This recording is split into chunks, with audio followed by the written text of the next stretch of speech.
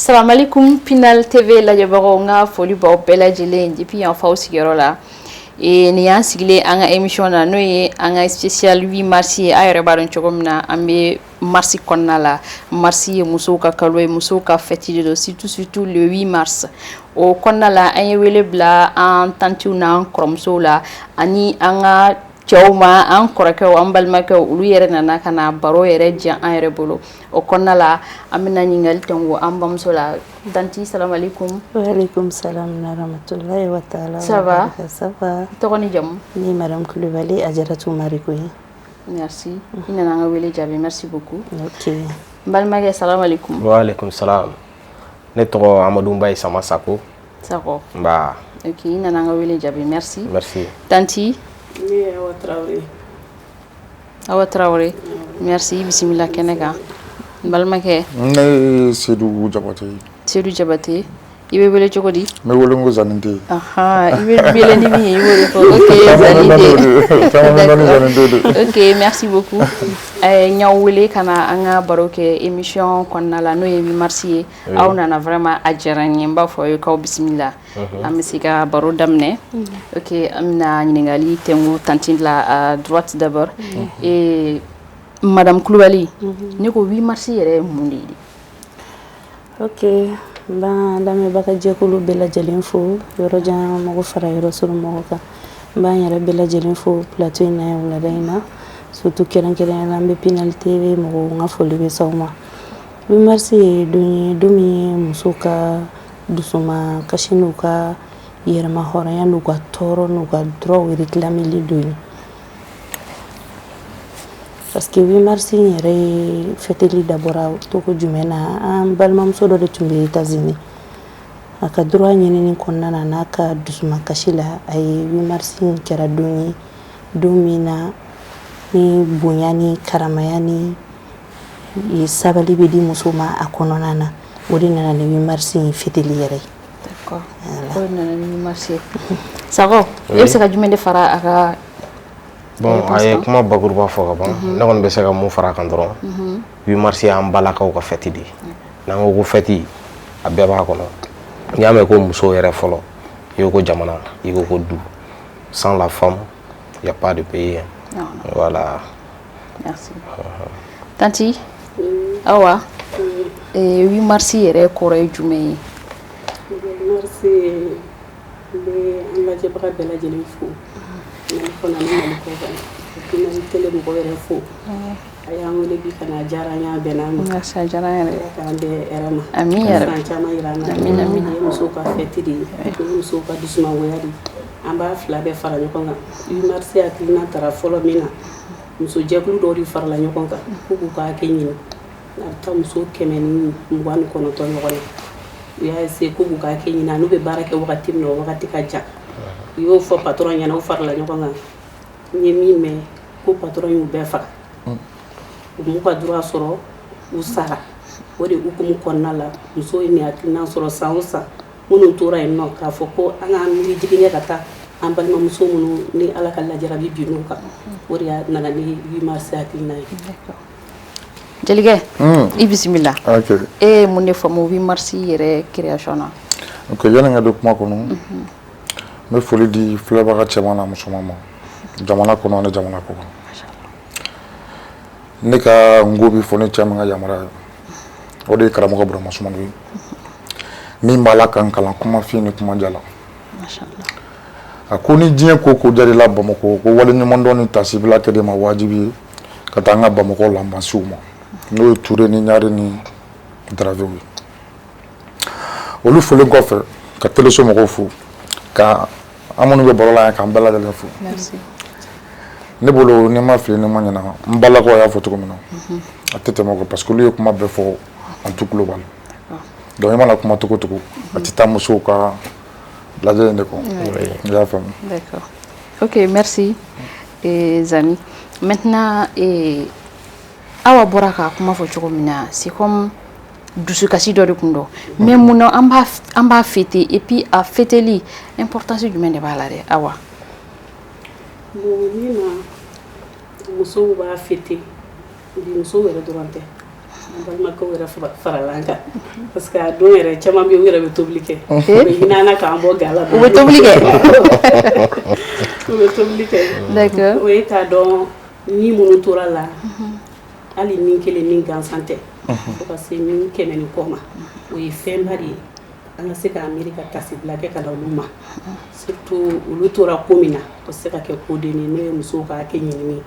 o de kɔnɔ an fɛnɛ farala ɲɔgɔn kan ka fɔ san o san an b'a kɛ mais an b'a kɛ an b'an ka hakɛ ɲini an bɛ nisɔndiya dɔɔni fara a kan komi n'i ko musow dɔrɔn i ko nisɔndiya dɔɔni o de fɛnɛ bɛ musow encourager ka bɔ o kun de kɔnɔ an farala ɲɔgɔn kan an b'a kɛ san o san. ok Zani nisɔndiya i b'a dɔn nisɔndiya kɔnɔ o tɛ taa aw fana kɔ sa aw fana jɔyɔrɔ kɛra jumɛn ye 8 mars fêteli la. bon kɔni an jɔyɔrɔ kɛra min ye 8 mars fêteli la ka jɛ ka musow dɛmɛ ani musow ka kɛ ɲɔgɔn fɛ n'i ko ko du yɛrɛ i b'a fɔ ko muso caman ye musoya kɛ dalafɔli ye nka caman ma musoya kɔrɔ dɔn n'i ko musoya dɔrɔn i b'a fɔ ko fɔlɔ muɲu ni sabali musoya cɛsiri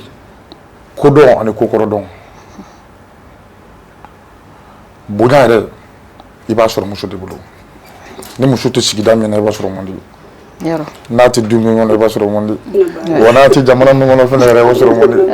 i y'a faamu musoya ye bonya de ye muso de bɛ se k'a yɛrɛ nin di kabila ye wa muso de bɛ se ka sa jamana ye donc n'i da tora musoya la musoya kuma tɛ ban. ay tɛgɛrɛ fan yɛrɛ musa muso ok an y'o faamu madame Kulibali Ajara 8 mars importance i bɛ se ka dɔɔni f'an ye o la. oui 8 mars importance fɔlɔ-fɔlɔ yɛrɛ ye droit réclameli ye a fêti kɔnɔna la a fêti kɔnɔna na a donni b'an permettre k'an ka degun caman fɔ a kɔnɔ a b'an permettre k'an ka dusumankasi caman k'a kɔnɔ a b'an permettre k'an ka droit ɲini a kɔnɔ parce que ne bolo bi cɛ bɛ fɛn fɛn kɛ muso bɛ se k'a bɛɛ kɛ surtout place bɛ place la ni anw y'o occuper a ka ca Ala fɛ jamana in bɛ bɔ nɔgɔ la parce que ni anw tɛ ni muso yɛrɛ tɛ vie tɛ yen n'anw tɛ dɔrɔn vie tɛ yen donc o poste ninnu u k'a dɔn au contraire an bɛ cɛsiri min yɛrɛ la an balaka cɛ dɔw bɛ olu t'a la parce que sɔrɔka wuli de ye anw ye den ladon de ye anw ye nasɔngɔ dafa de ye anw ye bonya de ye anw ye du in yɛrɛ kolomayɔrɔ yɛrɛ de ye anw ye donc 8 mars in fêteli fierté bɛ an na k'a yira k'a fɔ anw yɛrɛ muso ye cɛw bɛ min kɛ anw musow bɛ se k'a ɲɔgɔn caman kɛ muso yɛrɛ bɛ min kɛ cɛ tɛ se k'a kɛ an bɛ wuli depuis sɔgɔma 5 heures 4 heures ka tasuma ɲaga ka baaraw kɛ donc o ye fɛnba de ye cɛ tɛ se k'o kɛ jigɛlansigi anw musow de don donc musow yɛrɛ k'a dɔn vraiment musoya yɛrɛ tɛ ko dɔɔni ye quoi muso dɔ ka cɛsiri n'u ka nindi an'u ka kariya o de y'a to an bɛ 8 mars in fêter donc o kɔnɔna na femme battante ka ca muso bɛɛ ye femme battante ye mais a n'a manière de don i b'a sɔrɔ dɔ bɛ yen fɛn dɔ ka di o ɲɛ mais moyen tanya b'a la i b'a sɔrɔ dɔ bɛ yen a kan ka fɛn dɔ kɛ so kɔnɔ mais a cɛ ka empêchement b'a la ou bien i b'a sɔrɔ dɔ bɛ yen a kan ka ko dɔ kɛ mais a ka so ko cayali bi a bali o ma donc n'an y'an permettre ka kuma o droit kan a b'a to an balaka caman bɛ lafiya Bamakɔ yɛrɛ tɛ yan dɛ kɔfɛlaw yɛrɛ la yɔrɔ dɔw bɛ yen nɔ pour que hali ka se ka ji sɔrɔ kɔlɔn na fo dɔw b'u biri de ka ji bɔ kɔlɔn na yɔrɔ dɔw fɛnɛ bɛ dɔgɔtɔrɔso ko b'u la u yɛrɛ tatɔla jigili yɔrɔ ni fɛnw na kɔlɔlɔ camanba de b'a la donc vraiment 8 mars ye donba ye don min b'an permettre an ka nin kumaw fɔ ne ye sayi femme ye n bɛ taa zone caman na n b'a ye manque minnu bɛ musow la musow bɛ fɛn minnu na i y'a ye. D'accord. Mais il y a comment me faut ça about permettre k'a ka besoin fɔ ani gɛlɛya min b'aw kan est-ce que n'a y'a fɔ a bɛ solution sɔrɔ a la wagati la. Oui, j'ai constaté que an y'a dɔn an bɛ solution sɔrɔ a la o de la an b'a kuma fɔ parce que wagati dɔw tɛmɛra an bɔra an ye marches kɛ an y'an ka dusumangoyaw yira a kɔnɔna na gouvernement surtout Mali gouvernement a y'a kɔfilɛ musow la. Machallah. Voilà. D'accord. Ok. Monsieur Sakho, oui. J'espère qu'il est obligé. Il est obligé de faire oui, avec toi. Parce que pour avoir chéo de toi, chéo est obligé. Ah, ewa, il est bâché de toi, oui, il est obligé. Bon, ah, que bâché. Il est bâché. Ok, d'accord, problème. Ok, est-ce que vous ne fera tɔw ta kan 8 mars yɛrɛ a fêteli importance e bɛ se ka mun de fara a kan. Comme monsieur Diabaté l'a dit, a ye kuma bɛɛ fɔ ka ban. N'i yɛrɛ y'a mɛn ko jamana c'est la femme. N'i y'a mɛn ko du fɔlɔ muso an ba ninnu sɛgɛnnen don dɛ. Trop. U sɛgɛnnen don yɛrɛ de. Ne tɛ se ka kuma fɔ yan ko mun bɛna u ka fɛn a importance yɛrɛ fɔ quoi. Dan t'a la. Dan t'a la. Machallah. Parce que musow ka hakɛ de kan ka d'u ma mais a kan ka d'u ma ni jumɛn ye an fana ka danbe kɔnɔ an ka tabiyaw kɔnɔ n m'a faamu donc musow ka don kɔni o ye fête de ye fête yɛrɛ de don. Fête de don. K'a fɔ ko muso minnu bɛ yen dɔrɔn olu dɔrɔn ka na taa a kan ka chômer jamana kɔnɔ yɛrɛ de quoi. Ni ko k'a kan ka chômer parce que an ka Mali in kɔnɔ yan sisan ni 8 mars sera a bɛ n'a fɔ muso minnu bɛ fonctionner olu dɔrɔn de taa baarakɛyɔrɔ cɛ dɔw bɛ taa. U kan ka kɛ des journées cɛ fara muso ka bɛɛ ka to so k'a kɛ n'a fɔ seli quoi. Normalement parce que c'est une fête. Voilà. Cɛw ka tobili kɛ. Voilà. So an b'an sigi a b'a tobi ka gɛrɛ ou bien an cɛ de bɛ normalement c'est ça. Kɔgɔ bɛ sɔn ka ga dɔw la. Cɛw ka tobili. N'a b'an kɛrɛfɛ. Wa dɔw bɛ mɔ fɔ 15 heures. N'a b'an kɛrɛfɛ dɔrɔn a tobi cogo bɛ ɲɛ. N'est-ce pas? Ok, o diyara n ye. Merci beaucoup. An ka question répond a diyara n ye. Maintenant sisan ɲɛ b'a la aw bɛ association dɔ la i bɛ se ka dɔɔni f'an ye aw ka association na et puis musow jɔyɔrɔ ye jumɛn de association in kɔnɔna la. Ok, alhamdulillah. An ka association ye association Sigidiya. Sigidiya. O b'a yira k'a fɔ sigiyɔrɔ la sigi de diyara. N'anw ye association in créé. An ye association in créé en 2016. Association in créé ni bi cɛ an y'a daminɛ ni tɔnjɛkulu 2 dɔrɔn de ye. Mais bi an bɛ yɔrɔ min na tɔnjɛkulu 12 de bɛ association in kɔnɔ. Ka d'a kan association in daminɛra ni bɛn ani kelenya ani sigiɲɔgɔnya ka diya kɔnɔna. O kɔnɔna na an yɛrɛ ye association in créé an m'a créé k'a fɔ k'an bɛ dɛmɛ ɲini mɔgɔ fɛ fɔlɔ. An nana kɛ an yɛrɛ dama ka bɛnɲɔgɔnya kɔnɔna na. An bɛ wariniw bila an ka kɛsu kɔnɔ. An bɛ tontini minnu kɛ n'a cɛra an bɛ dɔɔni bila ani kalo la an bɛ fɛn minnu kɛ. À travers de ça komi anw yɛrɛ bɛ dɔgɔtɔrɔya hukumu kɔnɔ n'an y'a ye campagne bɛ kɛ an bɛ fɛɛrɛ kɛ an bɛ vaccination ɲini an bɛ na n'a ye an ka carré kɔnɔnaw na. Tuma dɔw la yɛrɛ i b'a ye u bɛ ɲinɛ an yɛrɛ ka carré kɔ u bɛ ɲinɛ an ka quartier kɔ donc an bɛ wuli an bɛ boli an b'a fɔ bon an ka yan quartier ma kɛ an yɛrɛ bɛ mɔgɔ dɔ labɔ an ka denmisɛnninw na an b'o fara an kan a bɛ na an ka mɔgɔw bɛ vaccination sɔrɔ ten. O fana n'an y'o caman kɛ campagne moustiquaire la entre temps politiciens caman nana ye k'a fɔ association in bɛ ka taa mais an y'a yir'u la an ka association tɛ politique association ye dɛ an ka association ye an ka sigi diyara o association de don parce que pourquoi a politique don ni a nana kɛ politique ye degun bɛna don côté dɔ la parce que a kalanbali ka ca ni a kalanni ye donc o kɔnɔna na an ye association in de sigi association présidente de ne ye a vice président o ye nin ye an tɔw bɛ yen an ka ca mais komi don min na a bɛ wele bila an ma kan ka na an kumar'u fɛ olu yɛrɛ de y'a ɲamaniya an fila ka na an nana o de la tabalikan n bɛ n t'o la n bɛ kabalakan ni cɛbanikan ni Gana Golobugu Zugumɛ ninnu bɛɛ y'an ka association mɔgɔ ye ne ka foli bɛ s'u bɛɛ ma nin wagati in na. D'accord, i ye foli mɛn. N ka foli bɛ aw yɛrɛ ye. Merci beaucoup. Sakɔ e yɛrɛ bɛ association na cɛw b'a la. Cɛ b'a la ne yɛrɛ b'a la. Aw kɛlen don ka muso ninnu minɛ cogo di de. Ne y'o fɔ depuis kuma daminɛ na n k'an baw de don. Ne yɛrɛ b'u ka bila la su fara tile kan. N'est-ce pas? N'u ye ne wele wagati o wagati n bɛ godon. Problème foyi t'a la ne b'u kɔ bi ne b'u kɔ sini. N'est-ce pas? An ka association bi tɛ foyi ye sigi ka diya ɲɔgɔn dɛmɛtɔn de don. Bi bi in na se tɛ mɔgɔ si ye. Il faut k'an ka fara ɲɔgɔn kan de ka ko dɔ kɛ.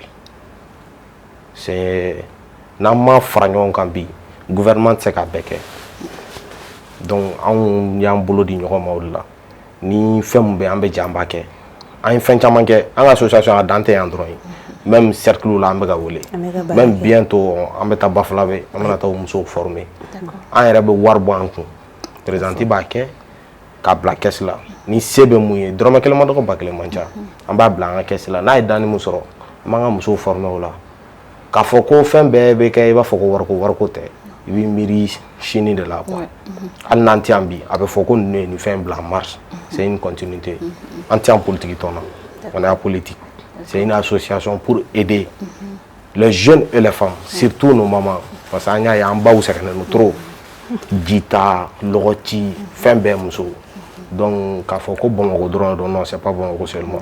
bientôt an bɛ taa fan tɔw la ka dɛmɛ la s'u ma cogo min parce que n'i y'a jateminɛ yɛrɛ Mali kɔnɔ ka taa burusi kɔnɔ yan fan fɛ o musow sɛgɛnnen don trop a dɔw yɛrɛ bɛ wuli depuis 2 heures du matin tellement que ka se ka hali so ɲɛ kelen sɔrɔ donc état kan k'a lajɛ ka jiko in bila en place quoi voilà o yɔrɔ la ne bɛ dɔɔni fara ka kuma kan an ka yɔrɔ bango dɔ filɛ an kɛrɛfɛ Bamakɔ yan bango o yɔrɔ in na hali dɔgɔtɔrɔso tɛ hali bi hali sira ɲuman tɛ u ka musow dontɔ wotoro kɔnɔ ou bien ka sigi moto taxi kɔnɔ yanni u bɛ se caman ka vie bɛ perdre ne yɛrɛ taara don min na ne ye zone in lajɛ premier jour la a ye ne dusuma kasi kosɛbɛ mais ni se t'i ɲɛ ne kɔni bɛ lancement kɛ k'a fɔ an ka dɛmɛ kɛ mɔgɔ t'i kɛ yɔrɔ dɔ la hali n'i sara mais i ka kɛwale ɲuman bɛ kɛ parce que bɛɛ tɛ se ka kɛ fɛntigi ye mais n'i ye dekun ye i ka mɔgɔ dɔw la i ka komi ne yɛrɛ comité sigi muso 100 ani kɔ de bɛ ne bolo banko in na ne yɛrɛ b'u ka tɔn na mais kuma dɔw la hali n'an ka mobili surunman nin n'anw bɛ taa an ka ciw yɛrɛ bɛ kari sira t'u bolo dɔgɔtɔrɔso ko b'u la an kɔni an b'u laɲini kɛ gouvernement fɛ ji ko b'u la vraiment banko dɛ i bɛ se ka da la ko yɔrɔ bɛ Bamakɔ yan an bɛ yɔrɔ min na ko dɔgɔtɔrɔso ko yɛrɛ bolo la wa bon dɔgɔtɔrɔso ko bɛ banko musow la dɛ sira ko bɛ bankokaw la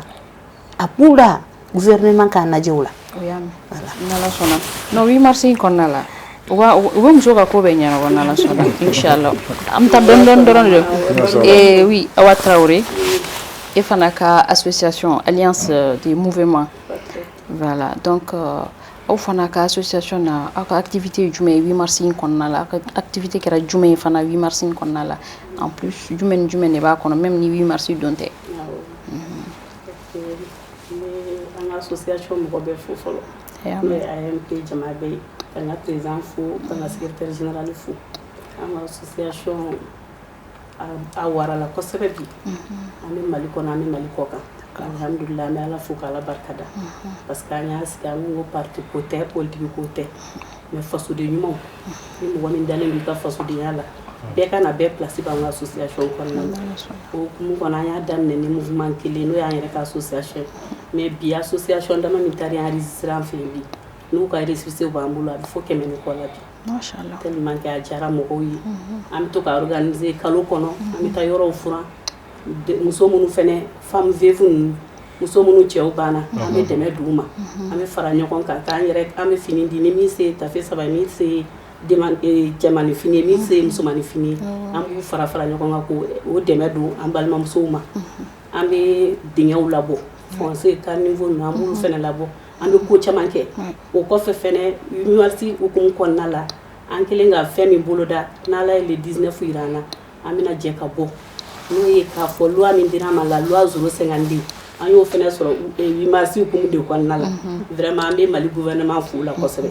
le fait que u sɔnna k'o d'an musow ma kan an honoré n'o ye an b'u fo kosɛbɛ o la k'u barikada o hukumu kɔnɔ an ni cɛw bɛ fara ɲɔgɔn kan ka hakilina an ka laɲini ye min ye hali bi jamana ko la an ka laɲini ye min ye musow jɔyɔrɔ ye min ye parce que n'i ko ko jamana i ko muso de n'i y'a ye fɔlɔ fɔlɔ an mɔkɛw ka wagati la ni bi tɛ u b'a fɔ hali ni baro sigira u b'a fɔ ko an ka taa an da an bɛna ni dugu jɛra an bɛna hakilina min di o b'a sɔrɔ bɛɛ taara i den ka ɲininkali kɛ dɛ i muso ɲininka da k'i se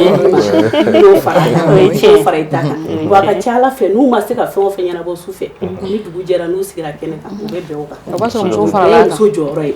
muso tɛ fɛn ni fitinin muso ye fɛn ba de ye wa an tɛ taa ka ɲɔgɔn to an ni cɛw de bɛ ɲɔgɔn dafa Ala k'a ɲɛ ka d'an ma. Oui, Zani, aw fana ka association Buramusumano ka association aw fana ka aw jɔyɔrɔ kɛra jumɛn 8 mars fêtile la et puis jumɛn de b'aw bolo ka musow dɛmɛ. Ok, alhamdulillah i b'a dɔn muso kan ka dɛmɛ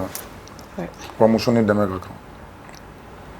Ala yɛrɛ ma ɲinɛ muso ko jango ko an cɛw Mashallah. kuma in fɔtɔ bɛ se ka dɔ de tɔrɔ bawo Ala ye danni kɛ ka kira kɛ kira 313 ye ka nabi ɲuman kɛ nabi ɲuman 24 ye nin bɛɛ ye cɛ de muso kelen t'a la ka tila ka segin ka jigini kitabu kɛ 4 ye ka Tawureta di Musa ma ka Injila di Isa ma ka Zabura di Dawuda ma ka Kuranɛ di Aminata den Abdulayi den Mahamadu mais nin bɛɛ ye cɛw de muso sen t'a la nka f'i k'a faamu fana ko Ala yɛrɛ ka fabrication dɔn bɛ muso de o kosɔn muso de bɛ bange kɛ ala ye dunuya kɛ seleke 4 ye kɔrɔ ni tile bi ni ba ni baba ka muso baraka 4 ye ka cɛ baraka 3 ye ko cɛ min ka cɛya ka dafa ko fo e ka furu kɛ cɛ dun tɛ cɛ furu ko cɛ bɛ muso de furu depuis i t'a dɔn ko ala ye se di an balakaw ma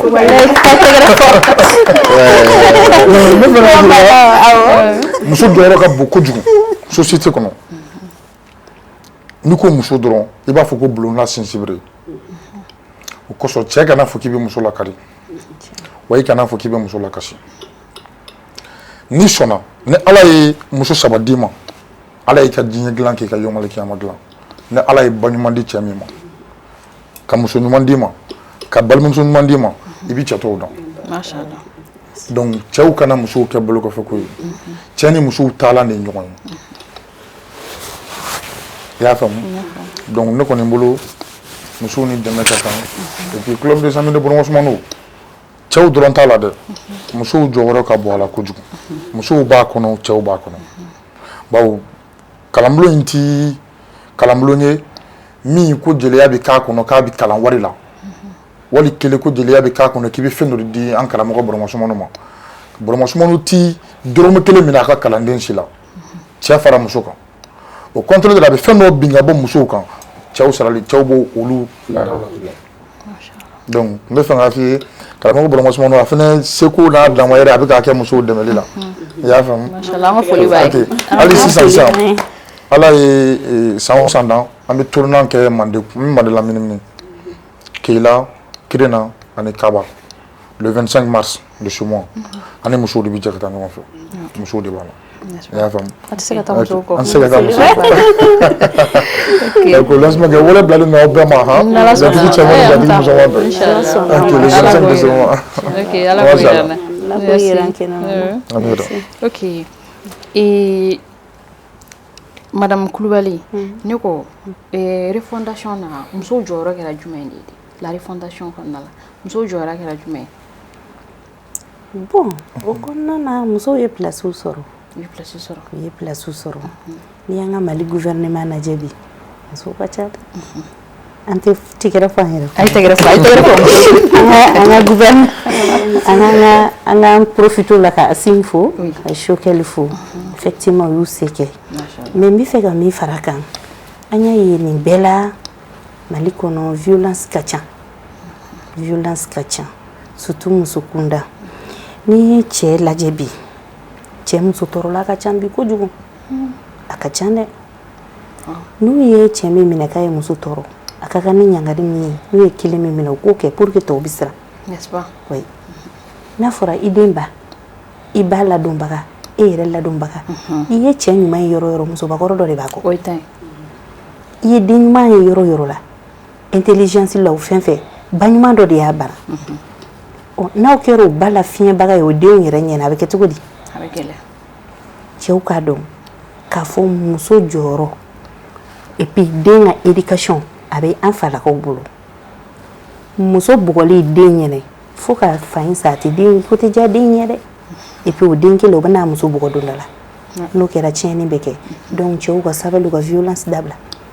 u ka n'an bugɔ u baw de y'an ye u k'a nɛgɛ nɛgɛ i y'a mɛn so anw de don n'olu ka so jɛlen anw de don n'olu ka fini kolen anw de don donc n bɛ n profiter n bɛ cɛ bɛɛ deli nin na minnu fana b'a kɛ dugu la o minnu u ka sabali muso dɔw bɛ yen tɔɔrɔ b'u kan n bɛ muso dɔw dɔn bugɔli bɛ ɲini k'u faga so kɔnɔ tɔɔrɔ bɛ ɲini k'u faga n'i ye fɛn min kɛ mɔgɔ ɲɛ t'i la mais ala ɲɛ b'i la an b'u deli u ka sabali an ye u k'an to ala ye u k'an to furuɲɔgɔnya ye kɔrɔ ninnu fana k'a dɔn balimamuso minnu b'u kɔ setigi fara setan kan cɛw a y'aw kɔfilɛ aw balimamusow la n'i y'i kɔfilɛ i balimamuso la i ko nin ye kuma dɔ fɔ kuma la muso ɲuman ni balimamuso ɲuman bɛ cɛ o cɛ bolo ko ɲuman b'a sɔrɔ a la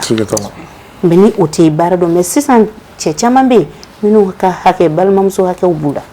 u k'o dabila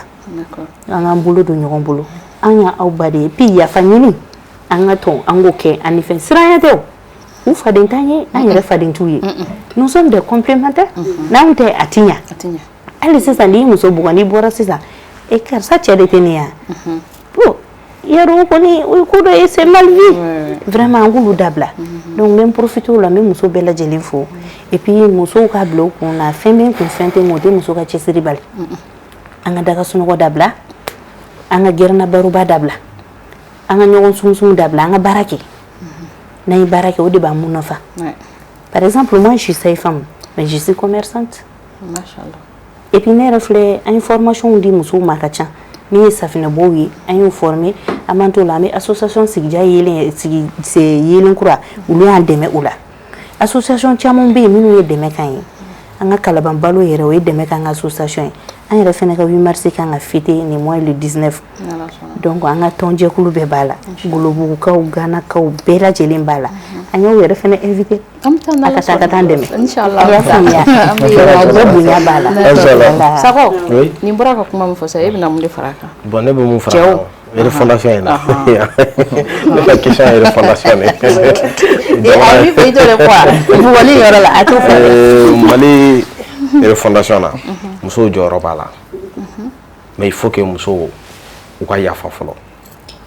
n'i y'a mɛn ko jamana in ka taa ɲɛ Mali kura ka avancer n bɛɛ ka yafa ɲɔgɔn ma fɔlɔ yafa la n da tɛ dɛ a ka bɔ an dusukun na an ka ɲɔgɔn sen bila ten an ka tɛgɛ in minɛ parce que muso ninnu caman dusu kasira kɛlɛ in kɔnɔ dɔw denw sara cɛw sara en tant que n'an ma yafa ka segin ɲɔgɔn ma Ala yɛrɛ tɛ hɛrɛ kɛ jamana in ye jamana in bɛ yɔrɔ min f'an ka yafa de fɔlɔ an bɛ yafa deli jɔnw fɛ fɔlɔ an balakaw n'an balakaw yafara dɔrɔn Ala yɛrɛ bɛ yafa donc jamana yɛrɛ bɛ avancer ten mais en tant que kuru b'an ni ɲɔgɔn kɔnɔ a tɛ taa ɲɛ dɛ donc refondation in na c'est vrai musow poste b'u bolo poste ɲumanw bɛ yen u bɛ ka baara kɛ fana mais halisa u k'u cɛsiri a ma nɔgɔn dɛ mais u k'u cɛsiri hali bi Awa mun de b'i bolo ka fara o kan refondation na musow jɔyɔrɔ ye jumɛn ye refondation in na muso jɔyɔrɔba de bɛ musow bolo a kɔnɔ parce que n'i ko ko jamana dɔrɔn i ko ko muso o hukumu yɛrɛ kɔnɔna la an ye hali an ka 8 mars min kɛra kɔrɔlen an b'a kɛ palais de kɔnɔ ka taa kɛ ɲɛnajɛ ye ka fɛn caman kɛ mais Zena an ye yɛlɛma don a la refondation sababu la an bɛɛ bɔra ka taa boulevard kan ka défiler ka min b'an fɛ k'a yira diɲɛ mɔgɔ la bon o y'a daminɛ an yɛrɛ ko ten ko k'a daminɛ n'o ye fɔlɔ et puis min ka gɛlɛn o ye bɛn ye bɛn bɛ fɔlɔ musow de la an musow bɛ jɔyɔrɔba de la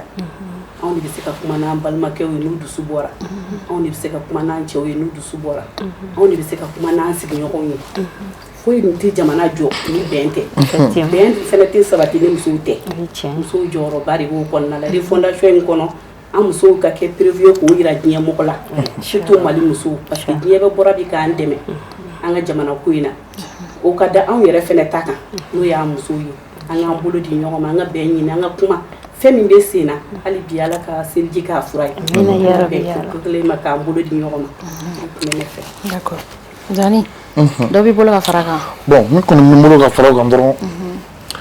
an bala ko Ala u k'ala hali bi ka sabali d'accord i y'a faamu sabali de ɲinina muso fɛ i b'a dɔn furu tɛ taa dimi kɔ cɛ b'a dɔn muso la muso yɛrɛ b'a dɔn cɛ la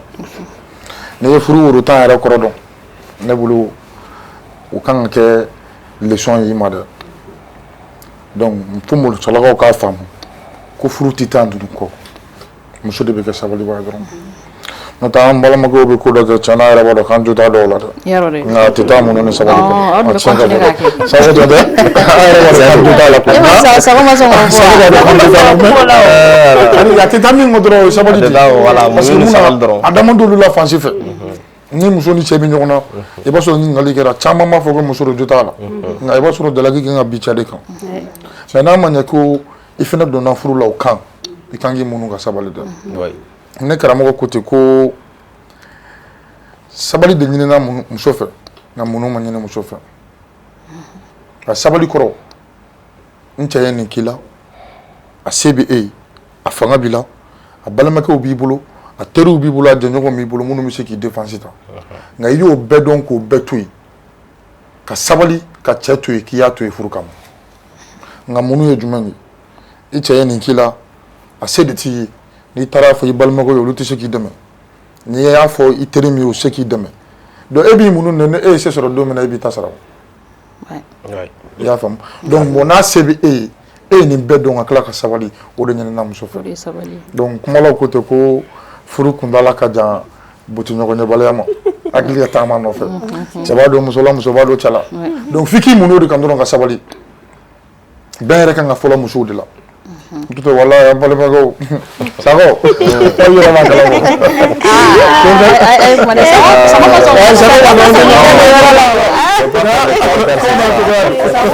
sama kuma yɔrɔ la dɛ awo don bɔ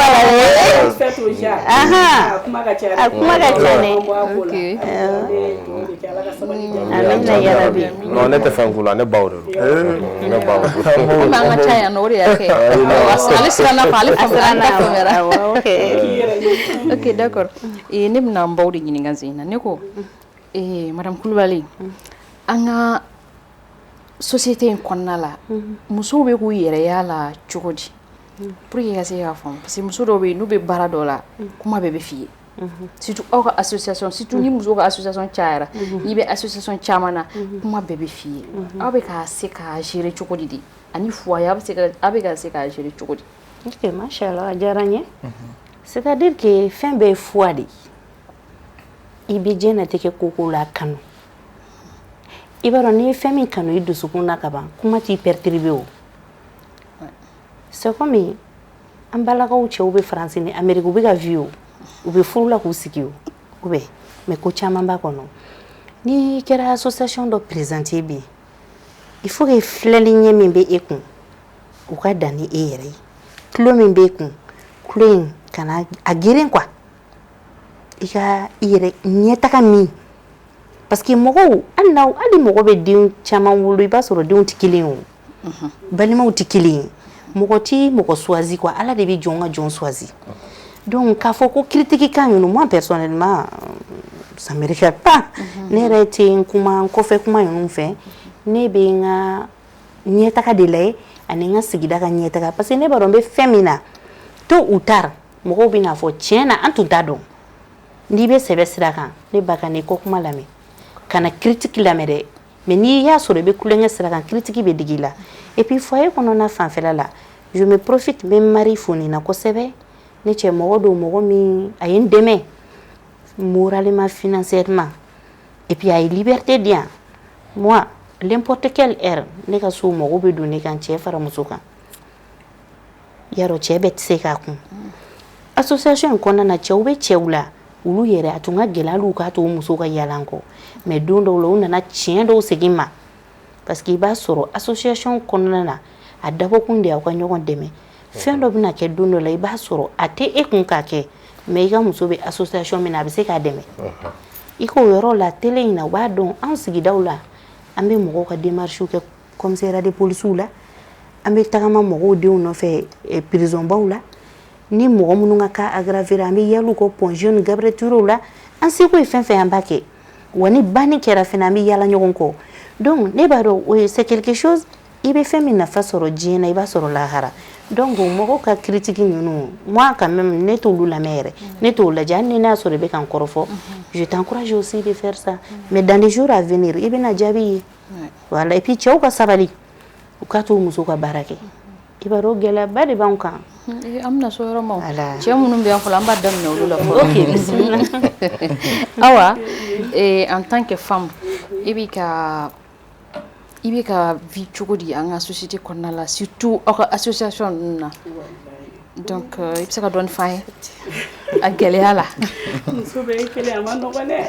muso ale bɛ milieu min kɔnɔ nin a ma nɔgɔn matriciya yɛrɛ ka gɛlɛn ni baara bɛɛ la gɛlɛn n'a bɛɛ ye an bɛɛ de ye kelen musoya yɛrɛ ye sɛgɛn de ye ala yɛrɛ de y'an da ka bila n'o ye mais min b'a fɔ an na o y'an ka sabali n'an ka muɲu ye an ka sabali dɔrɔn an ka muɲu et puis conviction ko de don n'i ye fɛn min kanu ni na ka ban a banna kana kɔ kuma lamɛn kana mɔgɔ ka critique lamɛn n'i bɛ tiɲɛ kan ka ban don dɔ ala yɛrɛ de b'i dɛmɛ sira in kan sinon a ma nɔgɔn dɛ a ma nɔgɔn hali dɔɔni ko kuma ka ca la dɔw b'a essayer k'i lagosi dɔw b'a essayer k'i encourager bɛɛ b'i ta fɔ mais i yɛrɛ ka cɛsiri o de b'i lajɔ d'accord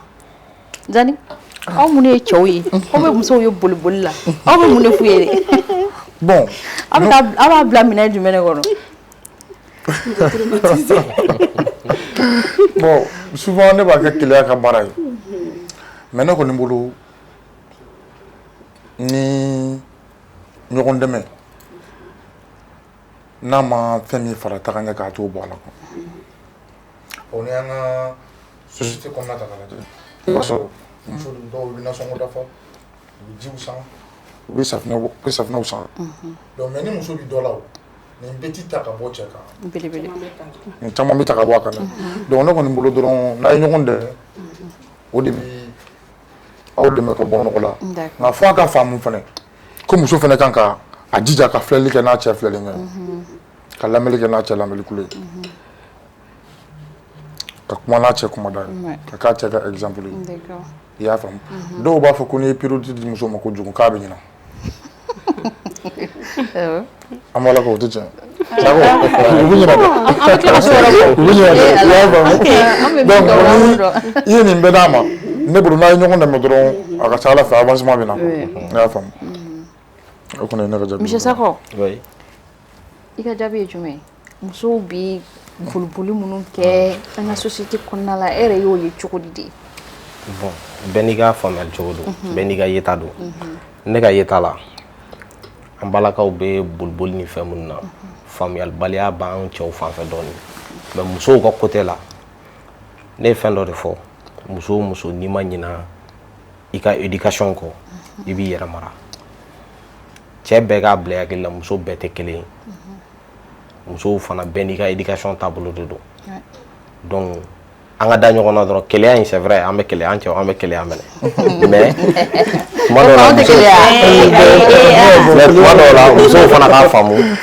k'a fɔ don heure de bɛ na nin cɛ n cɛ mago bɛ na nin heure la nin bɛ yen k'a faamu u ka segin so muso dɔw fana bɛ hakili t'u la dɛ an ka tiɲɛ fɔ dɛ an balakaw don u bɛ yafa n ma d'accord ok o diyara n ye maintenant Madame Kulibali ne ko aw ka effort ninnu caman na association fɛn wɛrɛw e ta b'aw dɛmɛ wa. Bon ta t'an dɛmɛ parce que ne y'o de f'i ɲɛna n k'an yɛrɛ bɛ mugan ni très jeune i b'a sɔrɔ politicien ninnu dɔw de b'an dɛmɛ i m'a faamuya en matière politique olu b'an dɛmɛ mais an yɛrɛ fɛnɛ ye jɛkulu dɔ ye an ka yɔrɔ la an ka cɛw yɛrɛ fɛnɛ bɛ caman kɛ i ko an ka vice président min sigilen filɛ jeune entrepreneur de don chaque fois a ka marché kɛ o kɛ a bɛ dɔ di k'a bila ne fɛnɛ chaque fois n ye nouveau contrat sɔrɔ n bɛ dɔ bila donc an bɛ k'an fɛn ni o ye mais wagati dɔw la association dɔw ma mɔgɔ dɔw y'an wele au niveau de l'UNPS en ce moment an talen u ye sangew d'an ma k'an dɛmɛ furakow la o y'a sɔrɔ n mana taa n bɛ kuma caya n ko an ka yan denmisɛnninw sɛgɛnnen an mago bɛ nin na an mago bɛ nin na parce que o y'a sɔrɔ an yɛrɛ bɛ bɔ an bɛ mission kɛ à travers de ça an y'o sɔrɔ mais k'a fɔ ko nin y'an ka association welelen k'a kana ka u mago banna ko ka nin dɛmɛ kɛ e t'a fɛ o ma kɛ dɛ ayiwa i ka dun k'a dɔn an ka association an bɛ niveau min na Kalabankoro ni Kabala ni Cɛbani ani Gana ni Golobugu ni Zumɛ ni zone ni ka ca n'a bɛɛ ye et puis mangi camanba de bɛ zone ninnu na donc k'an ka association lajɛ u k'an wele an ka sigi an ka kuma hali association in kɔnɔna na ne yɛrɛ ye baronin dɔ tun kɛ kuma caman b'o k'an ka tɔndenw ni ɲɔgɔn cɛ o baronin bɛ ko caman ta ka bɔ mɔgɔw hakili kan chaque jeudi an bɛ regrouper ɲɔgɔn kan tɔn dɔ ye jeudi n bɛ taa n bɛ baronin k'u fɛ musoya gindow kan musoya kow kan ka dɔn muso bɛ se ka jɛ k'a sɔrɔ wariba tɛ muso bɛ se ka cɛ ladon k'a sɔrɔ gɛlɛman tɛ muso bɛ se ka sabali cogo min cɛw kɔrɔ an yɛrɛ y'o projet sigi an yɛrɛ ye an b'o kun fɛnɛ kɛ an ka tɔn ɲɛmɔgɔw la yɔrɔ ni gouvernement y'an dɛmɛ o la ko ɲɛnama y'an bolo dɛ voilà. D'accord. Tanti, est-ce que le gouvernement bɛ ka effort kɛ pour que ka musow dɛmɛ?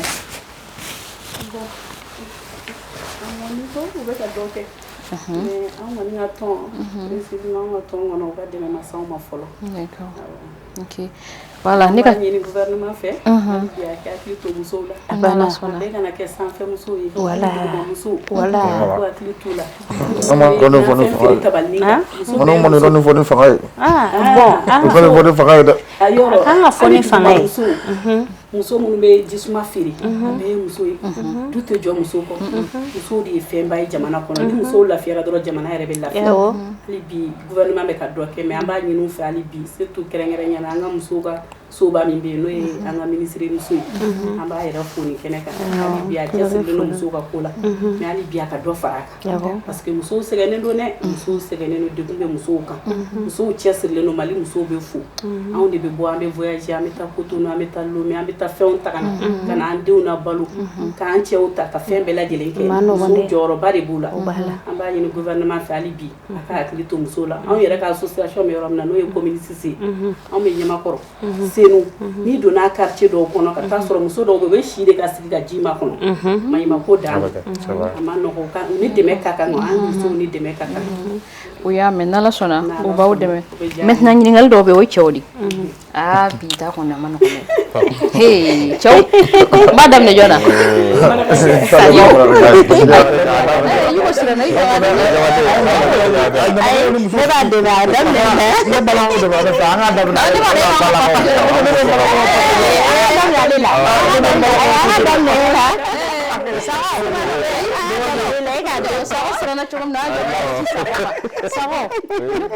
cɛw dɔw b'u ban ko musow tɛ baara kɛ di d'accord cɛ minnu b'u ban ko musow tɛ baara kɛ bɛɛ n'i ka faamuyali cogo de don n y'o fɔ chacun a sa vision de voir les choses n'i y'a ye ale ko k'a tɛ fɛ a muso ka baara kɛ i bɛna sɔrɔ muso entretenue a ka fɛn bɛɛ a se b'ale ye alors que i bɛna sɔrɔ dɔw fana b'u ta kɛ keleya jugu kan keleya wala k'a sɔrɔ cɛ tɛ yen muso ka baara kɛli ne fɛ nafa mun b'a la a nafa fɔlɔ bɛ s'anw cɛw de ma n'est-ce pas fɔlɔ bɛ s'anw de ma don dɔ bɛ se ka kɛ a bɛ gɛlɛya an bolo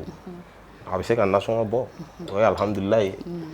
den bɛ se ka bana a don b'a sɔrɔ foyi tɛ yen n'i y'an dontɔ ye so depuis n'a da la n'an y'i kunbɛn he dɔrɔn ça veut dire ça va donc u ka faamu quoi an cɛw filɛ nin c'est vrai an ka faamu n bɛ baro kɛnɛ kan dɛ mais cɛw k'a faamu muso ka baara kɛli ou bien ka bɔ ka taa fɛn dɔ ɲini a bɛɛ tɛ jogojuguya ye a bɛɛ tɛ fɛn dɔ ye an ka hakili dayɛlɛ ten diɲɛ bɛ ka évoluer cogo min ten an ka évoluer a nɔfɛ ten mais an ka hakili to an danbe la an kana ɲinɛ o fana kɔ muso n y'o de fɔ n'i bɔra segin tuma dɔ i yɛrɛ la a dɔn heure dɔ bɛ yen nin kan ka sɔrɔ n cɛ bɛ so n ka na n ka entretien fana kɛ o furu sinon cɛ minnu b'u ban ko musow kana baara kɛ ne fɛ u ma faamu ne halisa n'an tora ka kuma dɔrɔn u b'a faamu quoi n'Ala sɔnna ma an bɛna se wala sisan kɔni Zani bon ne kɔni bolo est ce que ça va ma bɛɛ fɔ sa ne faamuya parce que ne bolo baliya dɔrɔn de don n'an ye ɲɔgɔn dɛmɛ a ka ca Ala fɛ a bɛ taa ɲɛfɛ dɛ sago da sera yɔrɔ ma wagati dɔw la a bɛ gɛlɛya cɛ bolo i bɛ bɔ baaraw la foyi den kelen ma sɔrɔ don bɛ se ka kɛ banni baraji kuma dɔw la bi ka di kuma dɔw la sini man di mais ni muso bɛ dɔ la dun a bɛ ɲɔgɔn dɛmɛ tel que den bana bɛ se ka na problème wɛrɛ bɛ se ka na famille kɔnɔ muso bɛ se ka jɛ ka dilan mais nin bɛɛ mun bɛ fo muso de fana bɛ kɛ hakilima ye k'i don yɔrɔ dɔn k'i bɔ yɔrɔ dɔn min ka di cɛ ye k'o dɔn min man di cɛ ye k'o dɔn donc ni nin kɛra ne bolo lafiya bɛ na dɛ caman ta in fana tun ye keleya de an fana ka da jago a kana jigin na mais o ma o tɛ keleya an ka muso bɛ keleya muso k'aw ta aw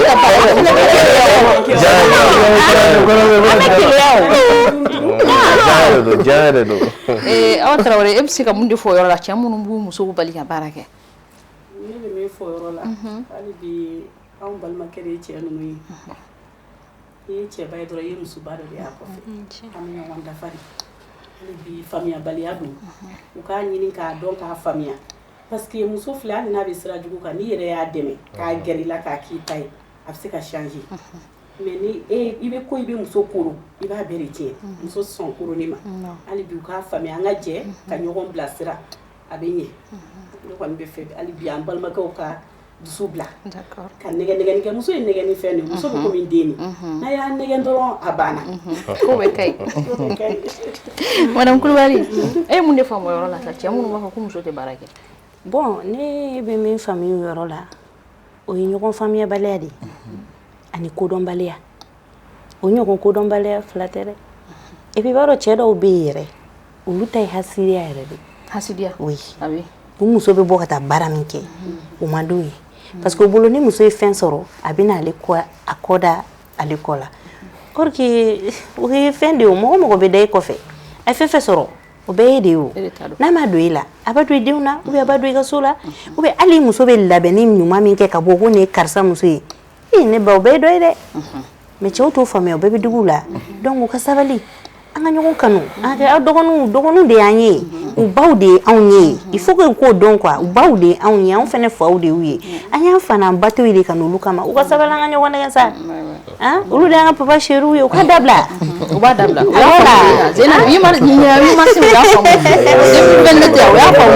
voilà donc muso ka baara kɛli vraiment a ka ɲi cɛ yɛrɛ ma a ka ɲi cɛ ma a ka ɲi société ma parce que ni bɛɛ bɛ dɔɔni dɔɔni kɛ ne ba minnu t'a kɛ an bɛ ɲɔgɔn dafa de o mais ni bɛɛ y'i sigi ten tɔ e k'o dɔn et puis religion ko fɛnɛ b'a la dɛ religion ko fɛnɛ bɛ musow ka baarabaliya la religion dɔw ko k'ulu yɛrɛ de t'i jɛn n'a ye muso ka bɔ an dun tɛ arabu jamana kɔnɔ an bɛ yan de mais n'o y'a sɔrɔ u kɔni bɛ se k'u ka hakɛ d'u ma problème fɛnɛ t'a la dɛ an tɛ don olu kɔni gasi la bon i b'a sɔrɔ dɔw yɛrɛ muso bɛ dɔw bolo n'u muso bɛ bɔ fɛnɛ u b'a fɔ k'u ka fini suturalen don mais dɔw yɛrɛ fɛnɛ bɛ ban muso ka baara ma muso yɛrɛ ka jugu ma parce que i b'a sɔrɔ dɔw bɛ sɔn i muso ka don baara la baara bɛ jigin 17h i b'a sɔrɔ muso bɛ se so 20h ou bien 21h mun kɛra et puis a dɔw mana don so i b'a sɔrɔ baarakɛla de y'u ka fɛn bɛɛ ye mais ni cɛ baarakɛla yɛrɛ y'i ka occupation bɛɛ kɛ i bɛna mun de kɛ so o de bɛ cɛ dɔw énervé sinon en réalité i bɛ cɛ jɔ 100 i b'a sɔrɔ muso ka baara ka di 80 ye mais mun b'a goya ninnu fɛnɛ ye n'a bɛ kɛ muso dɔw yɛrɛ bɛ mana na u bɛ comportement dɔw yɛrɛ kɛ femme travailleuse ninnu bɛ comportement dɔw yɛrɛ kɛ vraiment a bɛ cɛw yɛrɛ dɔw énervé donc an ka danpe sigi an yɛrɛ ma an ka mara ni an yɛrɛ an ka sabali n'an yɛrɛ voilà u y'o faamu cɛw a ye muso to ka baara kɛ an ka ɲɔgɔnya dabila keleya an bɛɛ bɛ keleya ok an ka émission a bɛ komi kulu sera cɛncɛn kan mais yan'o cɛ kumakan laban min b'i bolo madame Kulibali Ajaratu Mariko voilà kumakan laban ok kumakan laban min bɛ ne bolo nin kɛnɛ in kan ne bɛ Ala fo ka Alakira fo k'an fa n'an baw fo ka aw yɛrɛ fo ka diɲɛ bɛɛ muso bɛɛ fo nin wagati in na k'an ka faamaw fo n'i y'a ye an bɛna an sigi plateau in kan an bɛ kuma an bɛ fɛ gɛlɛya dɔw de ka bɔ a la ko caman bɛ u k'a faamuya surtout kɛrɛnkɛrɛnnenya la santé ko ni fɛn ninnu na ani association u k'an dɛmɛ u ka wuli ni u y'a ye an nana ka na lancer télé la tan an bɛ fɛ an mago bɛ place dɔw de la u ka wuli u k'an wele n'u y'an wele u ka taa an ka zone vérifier réellement ninnu bɛ dɛmɛ min ɲini na u bɛ nin min na est-ce que c'est exact n'u y'o dɔn u ka kan ni dɛmɛ min ye o k'a kan ye wa puis an b'an t'o la an bɛ dugawu kɛ ne tasi bila kɛ an ka mɔgɔ minnu ni tora la kɛlɛ in na ɲina denmansa minnu fana denw taara ani minnu kɔrɔ n'u cɛw n'u dɔgɔnin taara vraiment an b'u yɛrɛ dɛmɛ u ka dusumangoya la an bɛ dugawu kɛ Ala ka hinɛ u bɛɛ la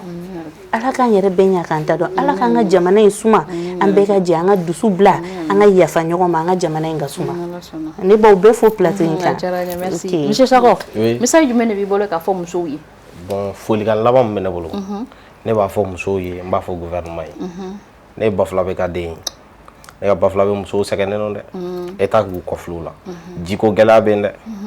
surtout Bafula bɛ ba kɔfɛ la n'i y'a tigɛ ba tɛ yen ka ban non baji a sera mais il faut traiter ça ni baji il faut que ka traiter ni fila ma ka ko kɛ toujours ni ko kɛra fo fila ko de yira fo fila ko yira quoi voilà ni Bafula bɛ ba kɔfɛ la tigɛ ka taga avant d'arriver à Kayi c'est une calvaire dan de don musow bɛ wuli depuis 2h du matin fɔli tɛ ɲɛ de y'a ye kɔlɔn kelen de bɛ dugu bɛɛ ni tilema bɔra ji tɛ yen donc autorité k'a lajɛ a k'i kɔfilɛ Bafula bɛ musow la Bafula bɛ musow sɛgɛnnen don walahi voilà o ye ne ka weleweleda ye ka se Ala ka san caman jira an na Ala k'an banna Ala k'u mɛn kɔrɔ mais u fana ka muɲu u ka sabali hali bi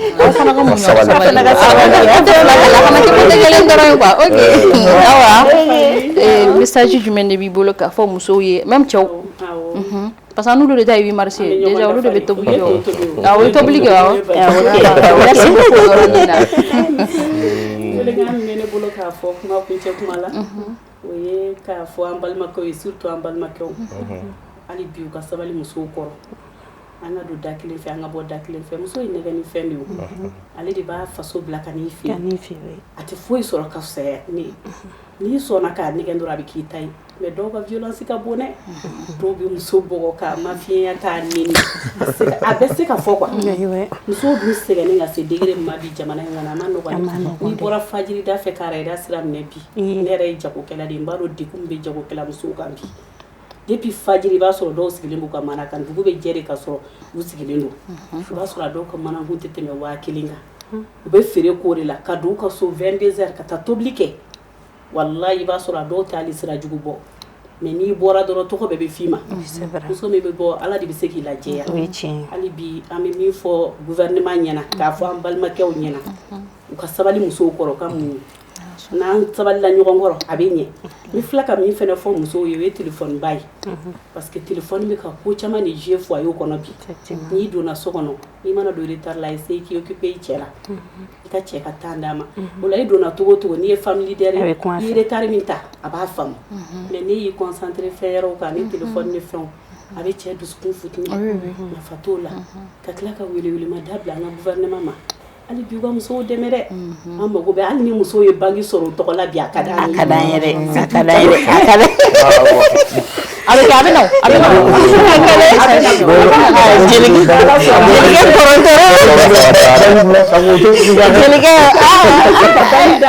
jelikɛ a banna dɛ k'an cɛw dɛmɛ k'an denw ta association jamana yɛrɛ dɛmɛ ka jamana jɔ ni muso jɔyɔrɔ sɔrɔ dɔrɔn jamana bɛ jɔ ka welewelemada min bila hali bi musow jɔyɔrɔ ka bɔ bɛɛ na dɛ an bɛ wagati min na ko bi bɛɛ b'a dɔn k'a fɔ ko futinɛ bɛ jamana kɔnɔ futinɛ bɛ hali bi an balimamuso an ka wuli an k'an jɔ an k'an impliqué a kɔnɔna la an ka cɛw fɔ k'u bɛn an ka don da kelen fɛ an ka bɔ da kelen fɛ n bɛ bɛɛ lajɛlen fo ka plateau kan mɔgɔw bɛɛ fo ka ok Zani message jumɛn de b'i bolo ka fɔ musow ye bon message min kɔni bɛ ne bolo dɔrɔn ka fɔ musow ye musow ka munnu ka sabali parce que musoya tɛ taa munnu ni sabali kɔ dɛ n bɛ k'an sinsin o yɔrɔ de kan i m'a jateminɛ kabi nana o kɔ ka foli di filɛlibaga bɛɛ lajɛlen ma hali bi k'an karamɔgɔ fo Bakari den ani Jamusa Mɔden kiri donso jeli masaren jeli jelikɛ min bɛ n kalan kumafin ni kumaja la ale foli tɛ ban ne bolo bawo ne ka go finman ni n ka go jɛman bɛ fɔ n'ale ka yamaruya de ye o kɔfɛ ka dugawu kɛ n balakaw ye hali bi ala ka limaniya d'u ma k'u sɔn munnu ni sabali la muso minnu bɛ ni den t'u bolo ko ne zani den k'u k'ala kana maternité kun panto muso foyi la minnu bɛ yen k'u bɛ cɛ ko amina ala ka cɛ d'u ma minnu bɛ yen k'u mago bɛ kɛnɛya la ala ka kɛnɛya d'u ma minnu n'u sinamusow bɛnnen tɛ ko ayiwa k'ala ka bɛn lajɛ dɛ o ni ka gɛlɛ dɔɔni ne ka ma nɔgɔ a bɛ limaniya kan ala yɛrɛ de ko in jate ok o boli bɛ pinɛ bolo yansi bɛɛ lajɛlen ma ani k'e yɛrɛ fo i m'o kosɛbɛ i ka wuli marisi ɲɛna dɛ merci beaucoup i mɛnna i m'o fɔ dɛ ne kun dimina ok merci beaucoup d'accord foli diyara musow ye foli diyara an bɛɛ musow ye donc vraiment n y'aw wele aw nana n ka wele jaabi a diyara n ye vraiment donc ne yɛrɛ bɛ fitinin min fara kan dɔrɔn cɛw ne kɔni ta cɛw de a ye musow to ka baara kɛ bɛ ni muso ye baara kɛ n'a ye 50 sɔrɔ n'a ye 20 don a yɛrɛ la 30 a bɛ taa so daga bɛ bɔ a kalama salon kɔnɔna bɛ bɔ a kalama chambre kɔnɔna bɛ bɔ a kalama a b'a tila u ni ɲɔgɔn cɛ parce que a bɛ kɛ daga la a bɛ kɛ wusulan na a bɛ kɛ parfum na a bɛ kɛ tulu la sirama ka da o d'accord ok ni ne kun y'an ka émission marché ye n ka foli b'aw bɛɛ lajɛlen ye Pinel TV lajɛbagaw n ka foli b'aw bɛɛ lajɛlen an bɛ dugawu kɛ ala ka 8 mars wɛrɛ yira n na ya